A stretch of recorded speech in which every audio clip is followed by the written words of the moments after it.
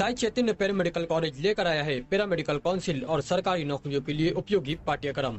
EMLT, radiology technician, health sanitary inspector में admission जारी है। हमारा पता याद रखें, Sai Chaitanya paramedical college, Ruby City Scan के ऊपर, मोची कॉर्नर।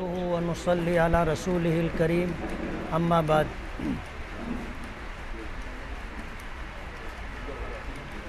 – 2024 असम्बली का इलेक्शन सर पर है।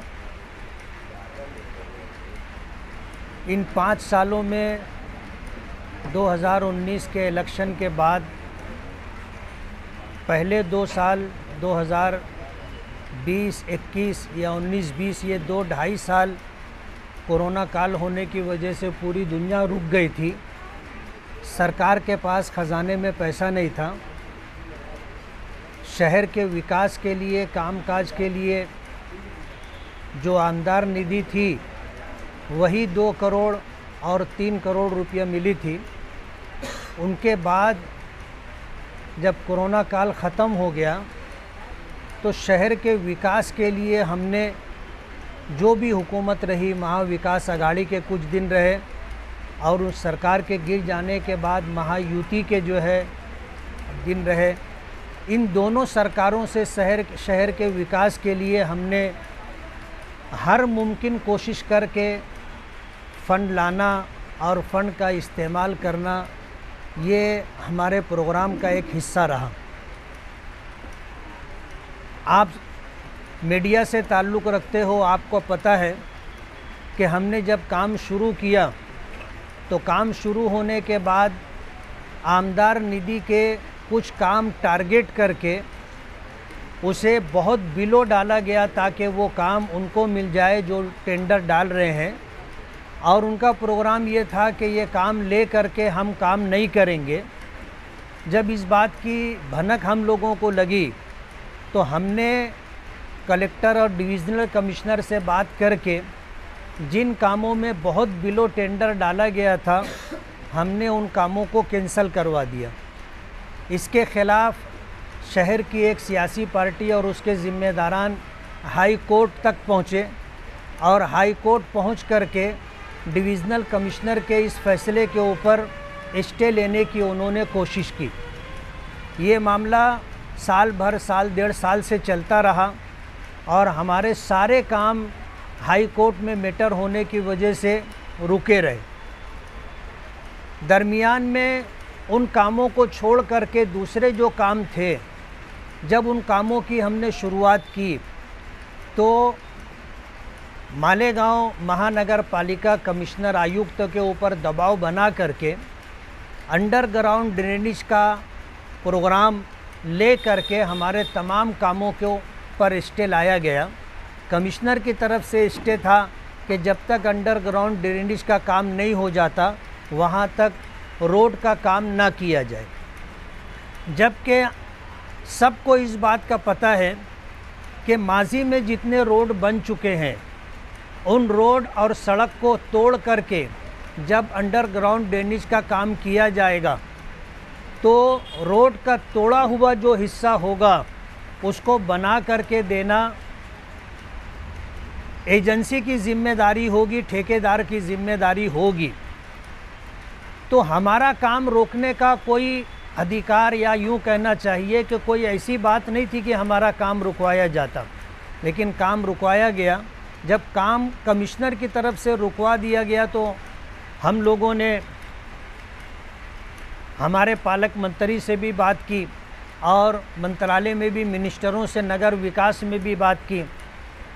उसके बाद कमिश्नर के साथ 1 से ज़ायद मरतबा हमने मीटिंग की और हमने अंडरग्राउंड ड्रेनेज के लिए पूरा प्रोग्राम जानने की कोशिश की। तो हमें हैरत हुई कि कारपोरेशन के पास भी अंडरग्राउंड ड्रेनेज के लिए पूरा प्रोग्राम नहीं है। जो भी एजेंसी है उस एजेंसी के ज़रिए जो काम करवाया जा रहा है, हमें जो मालूमात मिली कि ये तकरीबन 499 करोड़ रुपए का काम है और 499 करोड़ रुपए के अंदर 465 किलोमीटर की पाइपलाइन हमारे शहर में अंडरग्राउंड के लिए, ड्रेनेज के लिए डाली जाएगी। हमने जब मज़ीद जानकारी ली तो मालूम पड़ा कि मशरक़ी सिमत का इलाका यानी मालेगांव सेंट्रल में बहुत सारे इलाके इस स्कीम में शामिल नहीं है। हमने उसकी जानकारी ली तो ये बात हमारे सामने आई कि इस स्कीम में मशरक़ी इलाके की तकरीबन 240 किलोमीटर पाइपलाइन और मिलेगी तो ये प्रोग्राम पूरे शहर के लिए मुकम्मल होगा। मगरिबी इलाके के सारे इलाके इसमें शामिल हैं। मशरक़ी इलाके के एक बहुत बड़े हिस्से को अंडरग्राउंड ड्रेनेज के प्रोग्राम से महरूम रखा गया। तो ये 499 करोड़ रुपए का प्रोग्राम है और मालेगांव के लोगों को, सियासी पार्टी के ज़िम्मेदारान को इस बात का पता है कि माजी आमदार शेख आसिफ साहब जो कारपोरेशन में बरसरे इक़्तिदार थे, इन्होंने इस बात की कोशिश की थी एक एजेंसी ला करके कि ये ठेका उनकी लाई हुई एजेंसी को मिल जाए और जो टर्म और कंडीशन टेंडर में थी वो एजेंसी उस टर्म और कंडीशन को मुकम्मल नहीं करती थी। उसने ऐसे बोगस पेपर लगाए टर्म और कंडीशन को फुल करने के लिए कि उस एजेंसी को काम मिल जाए। और मणिपुर के अंदर उन्होंने इस तरह का कामकाज किया था। टर्म और कंडीशन में जो बातें थी उसका हवाला मणिपुर से लाया गया था। लेकिन कहते हैं कि आज दुनिया घर आंगन है, बहुत मुख्तसर हो गई है। आदमी जानकारी लेना चाहे तो मालेगांव में अपने घर में बैठे बैठे दुनिया जहां की जानकारी ले सकता है। दूसरी एजेंसी के लोगों ने मणिपुर पहुंच करके वहां इस बात की इंक्वायरी की तो मालूम पड़ा कि इस एजेंसी ने मणिपुर में कोई काम नहीं किया है और मणिपुर के हवाले से जो पेपर उन्होंने साथ में सबमिट किए हैं वो बोगस है। इसलिए वो मामला रद्द हो गया और दूसरी किसी एजेंसी को दोबारा टेंडर होने के ऊपर काम मिला। हमें इससे मतलब नहीं है। हम ये बताना चाहते हैं कि शहर के विकास के लिए हमने जो फंड लाया था और काम हम कर रहे थे, हमारे काम को रुकवाने की कोशिश की गई। पहले एक सियासी पार्टी के लोग हाई कोर्ट से जा कर के स्टे लेकर के आए। उसके बाद जो होते काम थे उसको रुकवाने के लिए कमिश्नर पर प्रेशर बनाया गया और कमिश्नर ने अंडरग्राउंड ड्रेनेज के नाम पर पूरे शहर में कामकाज पर स्टे दे दिया गया। हमने कमिश्नर के सामने जब पूरी बात रखी, जानकारी लेना चाहिए, तो कारपोरेशन के पास पूरा एस्टीमेट नहीं था, कारपोरेशन के पास पूरा नियोजन नहीं था और कारपोरेशन इस मामले में हमें मुतमईन नहीं कर सकी। तो कमिश्नर को हमने कहा कि जब आपके पास पूरे शहर का प्रोग्राम अभी भी नहीं है और पूरे शहर के कामकाज का नियोजन भी नहीं है, तो आप तो हमारी लाई हुई निधि जो है, फंड जो है, इसको ज़ाय करना चाहते हैं। काम नहीं होगा, टाइम ख़त्म हो जाएगा, ये लाया हुआ फ़ंड वापस चला जाएगा। कितनी कोशिशों से इस फंड को लाया गया है वो आपको पता है। हमने स्टे उठवाया, काम शुरू किया। आज इस प्रेस कॉन्फ्रेंस के ज़रिए से हम आपको और पूरे शहर को ये बताना चाहते हैं कि माजी आमदार शेख आसिफ साहब ने असलम अंसारी के नाम से हाई कोर्ट के अंदर पिटीशन डाली है और अंडरग्राउंड ड्रेनेज का हवाला दे करके हमारे काम को रोकने की कोशिश की जा रही है। मैं पूरे शहर को ये बात बताना चाहता हूँ कि ये बरसरे इक़्तिदार रहे, इनके वालिद मोहतरम आजहानी शेख रशीद साहब जो है 2 मरतबा आमदार रहे, शेख आसिफ साहब 1 मरतबा आमदार रहे, इनके वालिद मरहूम शेख रशीद साहब 2 मरतबा मेयर रहे, इनकी वालदा 2 मरतबा मेयर रहीं। ख़ुद शेख आसिफ साहब जो है कारपोरेशन में इस चेयर पर बराजमान रहे, इनके भाई जो हैं वो स्टैंडिंग कमेटी के चेयरमैन रहे। एक लंबा ज़माना कारपोरेशन में इन्होंने सत्ता में रह कर के गुजारा और शहर की क्या हालत है पूरे शहर को पता है। पक्का इलाका छोड़ करके जो मरहूम हाजी शब्बीर अहमद साहब के ज़माने का बनाया हुआ था, उसके अलावा अतराफ़ के चारों तरफ के एरिए ये आज भी बुनियादी सहूलियात से महरूम है। आज हम वहाँ काम करना चाहते हैं तो ये हमारे काम को रोकने के लिए हाई कोर्ट गए हैं और ये बात आपके ज़रिए से मैं पूरे शहर को बताना चाहता हूँ कि ये शहर के विकास का दावा करते हैं जबकि सूरत हाल, हकीकत हाल इसके बिल्कुल बरक्स है। हमारे 28 करोड़ रुपए के काम का वर्क ऑर्डर हो चुका है। वो काम हम करना चाहते हैं, जिसमें तमाम बुनियादी सहूलतें हैं, यानी गटर है, रोड है, पानी की पाइपलाइन है, लाइट है। ये सारा काम हम करना चाहते हैं और अल्हम्दुलिल्लाह मज़ीद फ़ंड हमें अभी माइनॉरिटीज़ डिपार्टमेंट से मिला है। नगर विकास से हमको इंशाअल्लाह बड़ा फ़ंड मिलेगा, जिसकी हम लोग फाइनल स्टेज पर है। अभी 2 दिन के अंदर जाकर उसका फॉलो अप ले करके इंशाअल्लाह मज़ीद फ़ंड लाएंगे। तो पूरे शहर के अंदर हम काम करना चाहते हैं और बग़ैर किसी भेदभाव के वहाँ पर हमारे कारपोरेटर रहे हों तो ना रहे हों, तो जब से हम सियासत में आए हैं शहर के विकास के लिए हमारा काम करने का यही मामूल रहा है कि जहाँ पर ज़रूरत है हम वहाँ पर काम करते हैं। हम कभी ये किसी को नहीं बोलते कि तुमने हमको कहाँ वोट दिया, हम तुम्हारे इलाके में काम नहीं करेंगे, तुम्हारा वोट हमको नहीं मिला। हमने कभी ये नहीं कहा कि आपके इलाके में हमारा कारपोरेटर नहीं है, हम तुम्हारे इलाके में काम नहीं करेंगे। हम पूरे शहर में जहां ज़रूरत है वहां काम कर रहे हैं। आज हमारे काम को रुकवाने की कोशिश की जा रही है। आपके ज़रिए से मैं पूरे शहर को, पूरे शहर के रहने वाले लोगों को ये बताना चाहता हूं कि जो लोग विकास का नारा देते हैं और कामकाज का जो है मुद्दा बनाते हैं, आज वो लोग इस शहर में कामकाज रोकने की कोशिश कर रहे हैं। एक सियासी पार्टी हाई कोर्ट गई थी, उसने वहाँ पिटिशन डाली थी, हाई कोर्ट ने उसकी पिटिशन खारिज कर दी। अल्हम्दुलिल्लाह जिन कामों के ऊपर स्टे था हाई कोर्ट के ज़रिए से, वो काम भी अल्हम्दुलिल्लाह हमने शुरू कर दिया है। और कमिश्नर की तरफ से जिन कामों का स्टे था उस स्टे के ख़त्म हो जाने के बाद अल्हम्दुलिल्लाह हमारा वो काम भी शुरू हो चुका है। आज सूरत हाल ये है कि अगर इस तरह हाई कोर्ट जा कर के काम रोका जाएगा तो शहर का बहुत बड़ा तामीरी नुकसान होगा। और अंदेशा इस बात का है कि हमने 1000 कोशिशों के साथ जो फ़ंड मंजूर करवा लिया, वर्क ऑर्डर हो चुका, और अगर काम शुरू नहीं होगा और टाइम ख़त्म हो जाएगा तो वो सारा फ़ंड लेट से हो जाएगा, वापस चला जाएगा, शहर का बहुत बड़ा नुकसान होगा। शहर वालों को ये बात समझ लेना चाहिए कि शहर का दुश्मन कौन है, शहर के विकास और तामीर का दुश्मन कौन है। और शहर में जो इस तरह की सियासत की जा रही है जिससे सियासी पार्टी का कम और शहर वालों का ज़्यादा नुकसान हो रहा है, इस पर शहर के लोगों को ध्यान देना चाहिए। पिटीशन कब क्या मतलब क्या किया गया है? 25/7 को ये पिटीशन हाई कोर्ट में डाली गई है, उसकी कापी आपको देंगे, आप पूरी तफसील देख लीजिए। नहीं, ऐसी मालूमात है कि पिटीशन में दाखिल की गई है, वकील मार्फत नोटिस दी गई है। हाई कोर्ट के वकील के ज़रिए ये पिटीशन की कोशिश है और इस सिलसिले के अंदर नोटिस आई है। नोटिस कब आती है?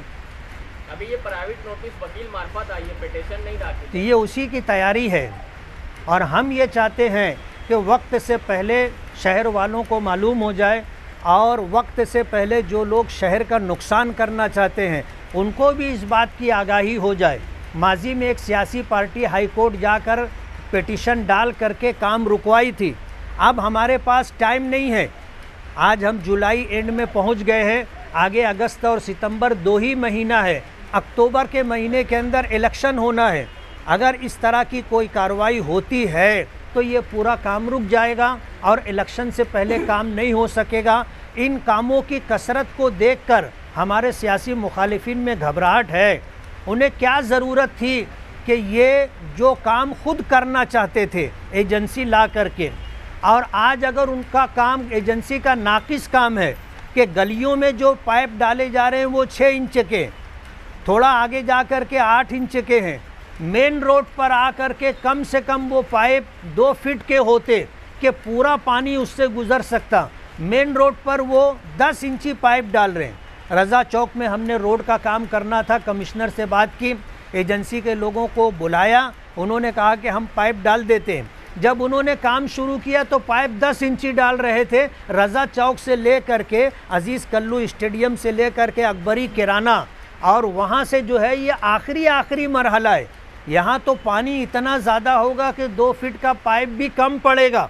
वहाँ ये 10 इंची पाइप डाल रहे थे, जबकि उसके बाजू के अंदर 4 फीट चौड़ा 6 फीट गहरा नाला है।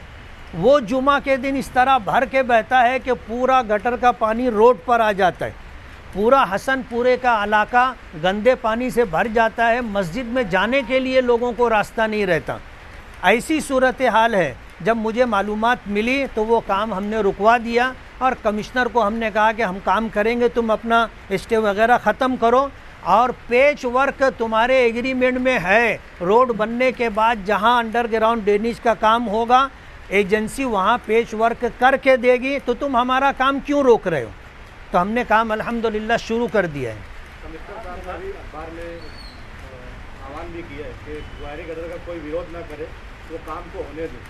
इसके अखबार में उन्होंने क्या भी बताया। कमिश्नर साहब तो क्या है कि अपनी बात पूरी करेंगे, लेकिन ये आज 499 करोड़ रुपए का अंडरग्राउंड ड्रेनेज का प्रोग्राम है।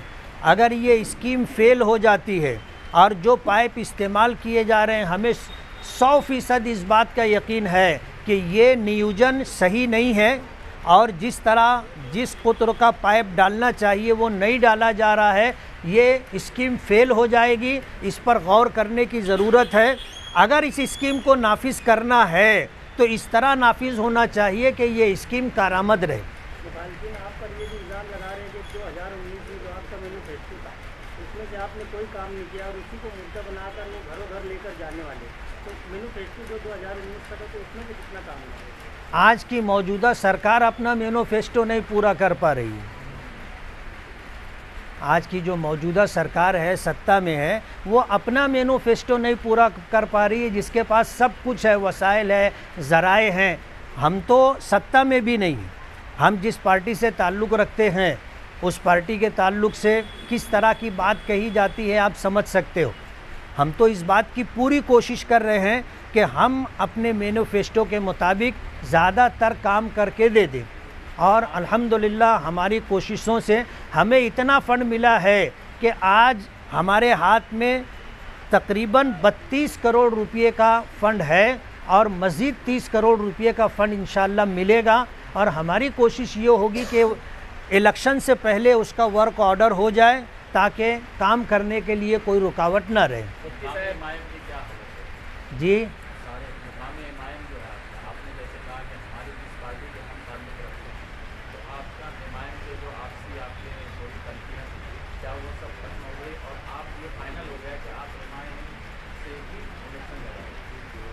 बात ये है कि जहाँ दो बर्तन होते हैं आपस में टकराते हैं। कोई ऐसी पार्टी हिंदुस्तान भर में आपको छोटी बड़ी नहीं मिलेगी जिसमें कुछ आपस में इस तरह की बातचीत ना हो। तो ये कोई ऐसा मुद्दा नहीं है जिसकी वजह से हमको आगे इलेक्शन में किसी तरह की दिक्कत आए। हमारी बातचीत चल रही है और इंशाअल्लाह कोई उसका मुस्बत हल निकल आएगा। नहीं, हमारी एक प्राइमरी मीटिंग हुई है और 4 बजे का जो हवाला दिया जा रहा है वो गलत भी नहीं है। जुमा के दिन 4 बजे हम लोग बैठे थे और हम लोगों ने बैठ करके आपस में बातचीत की है। कुछ चीज़ें ऐसी हैं जिस पर बात करना बाकी है। इंशाअल्लाह हम आने वाले दिनों में बैठेंगे और उसका कोई ना कोई हल निकाल लेंगे। शेख आसिफ अपने मुताबिक जलसों में, मीटिंगों में स्क्रीन लगा के बता रहे कि आप बीजेपी को एमएलसी में वोट दीजिए, राज्यसभा में वोट दीजिए। इस बारे में अभी कोई खुलासा कभी आपकी तरफ से आया नहीं। अभी भी एमएलसी का चुनाव हुआ तो ऐसी इल्ज़ाम है आपके ऊपर ऐसा कि आप बीजेपी को वोट दिए, संजय ग्रुप को वोट दिए। अल्लाह का बहुत बड़ा एहसान है, मैंने कभी बीजेपी को वोट नहीं दिया। और वोट देना ये एक खुफिया मतदान होता है। वोट देने वाले को पता होता है कि उसने किसको वोट दिया। अब जिन लोगों का वोट देने से कोई ताल्लुक़ नहीं है, आज वो इस तरह का इल्ज़ाम लगा रहे हैं। पीछे हमने जो है कांग्रेस को वोट दिया था तो भी बोल रहे थे कि बीजेपी को वोट दिया है। तो ये तो सियासी मुखालफत में चलता रहता है, कोई नई बात नहीं।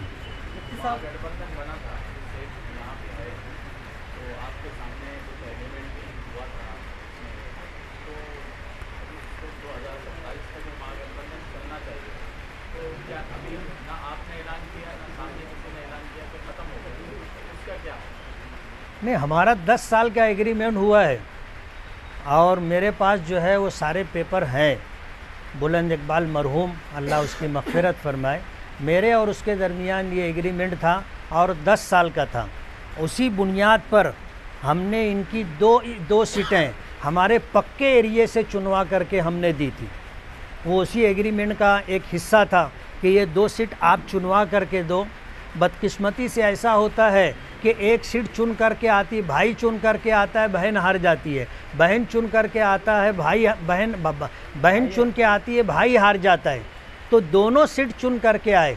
ऐसा उनके दिल में वसवसा आ गया था कि ये दोनों सीट चुन के नहीं आ सकती। तो हमने अपनी ज़िम्मेदारी अल्हम्दुलिल्लाह पूरी कर दी और दोनों सीट हमने चुनवा करके दे दी। गठबंधन में दूसरी पार्टी फरीक सानी की जिम्मेदारी है कि 2024 के इलेक्शन में भी गठबंधन में जो शराइत तय हुई थी उसके मुताबिक वो काम करें। तो क्या वो धर्म नहीं निभा रहे गठबंधन का जो फरीक सानी है? ये तो आने वाला 24 अक्टूबर में पता चलेगा कि वो अपना धर्म निभा रहे हैं कि नहीं निभा रहे हैं। मुफ्ती साहब, जो भी आपने काम डाले कानूनी तौर पर डाले, तो क्या ये पिटीशन कोर्ट में टिक पाएगी? जो काम रोकने की बात आप कर रहे हैं, पहली जो पिटीशन डाली गई थी हाई कोर्ट ने उसको खारिज कर दिया। ये जो पिटीशन डाली गई है या डाली जाएगी ये भी खारिज हो जाएगी। क्यों? हमने कमिश्नर के साथ, कलेक्टर के साथ, डिविज़नल कमिश्नर के साथ हमने बातचीत की है और उन्होंने इसका हल निकाल लिया है। और हल ये निकाला है कि जितने काम हैं सब होंगे।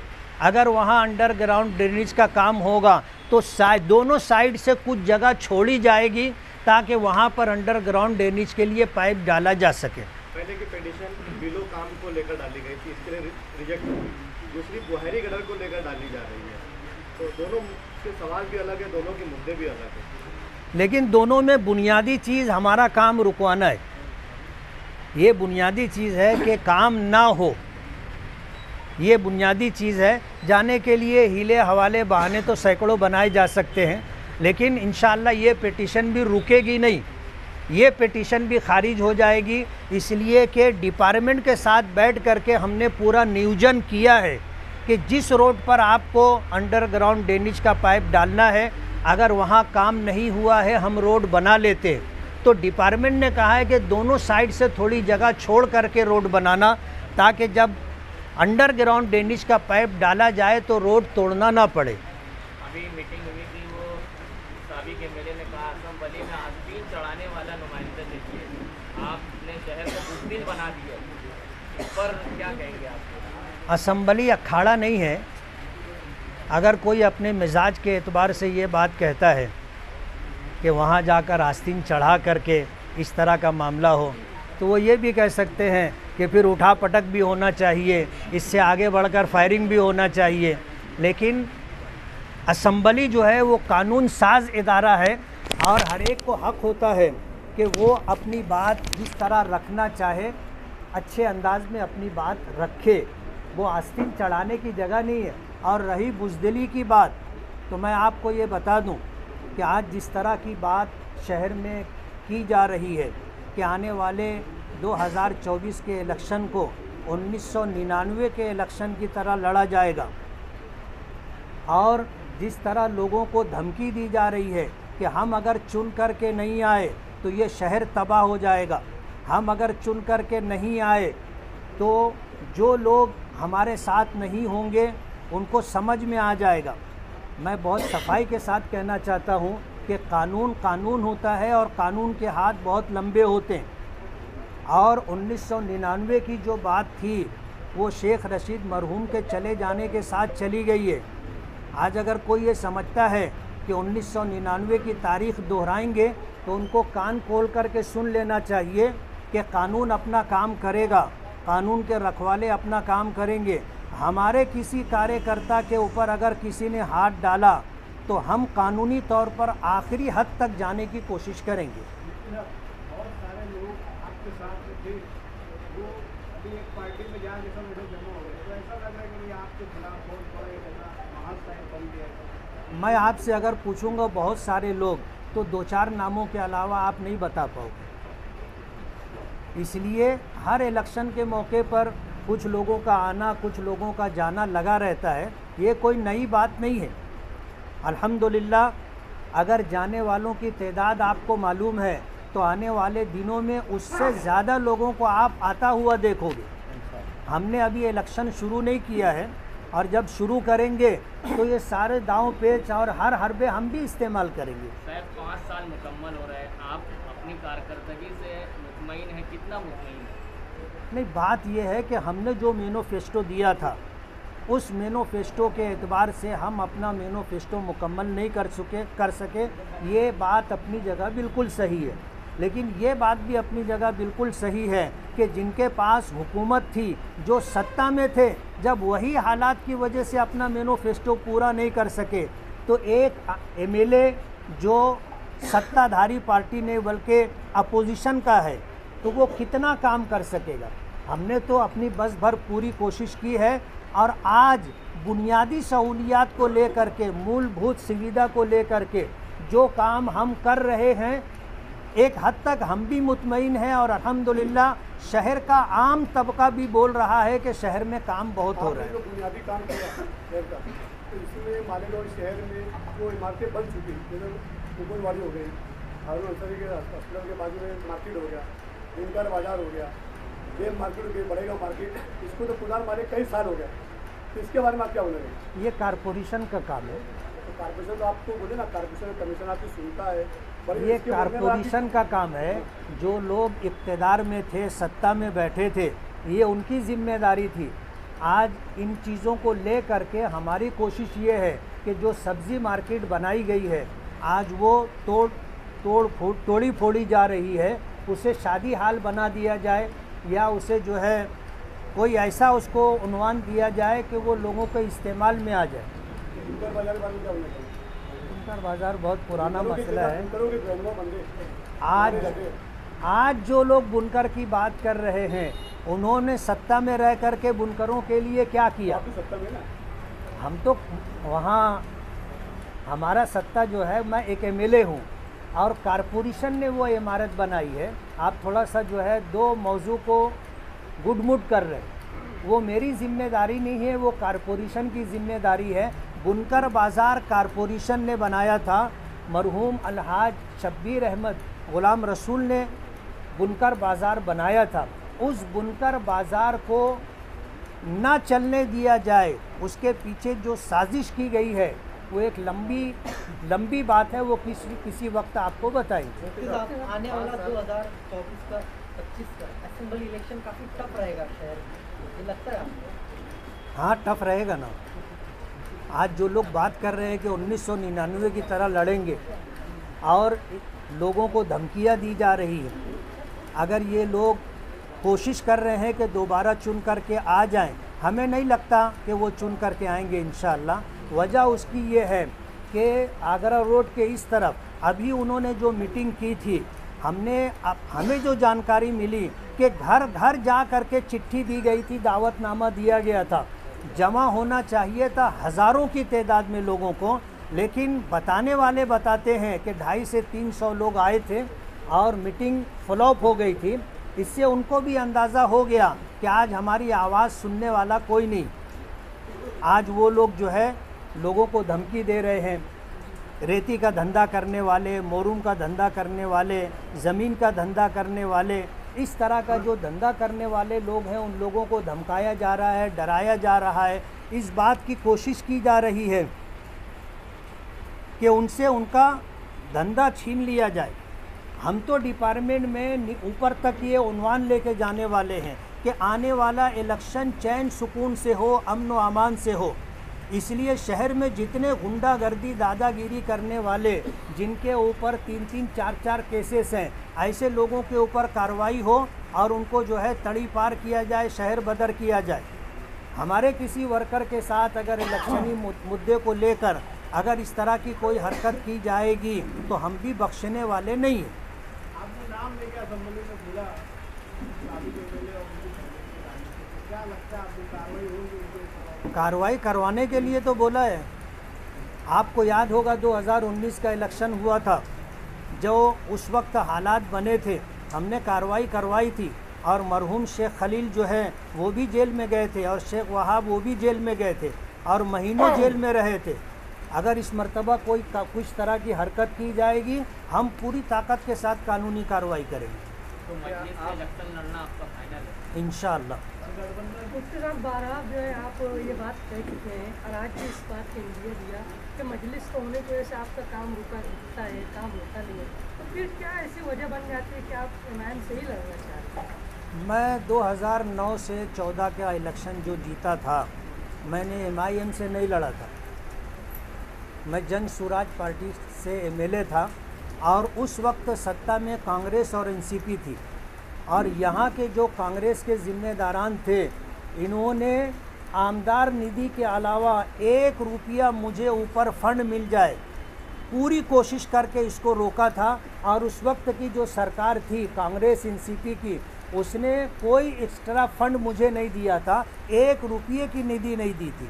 ये तमाम काम जाके उस वक्त भी रुकवाते थे और कहते थे कि अगर इनको फंड दोगे ये काम करेंगे तो पार्टी का नुकसान होगा।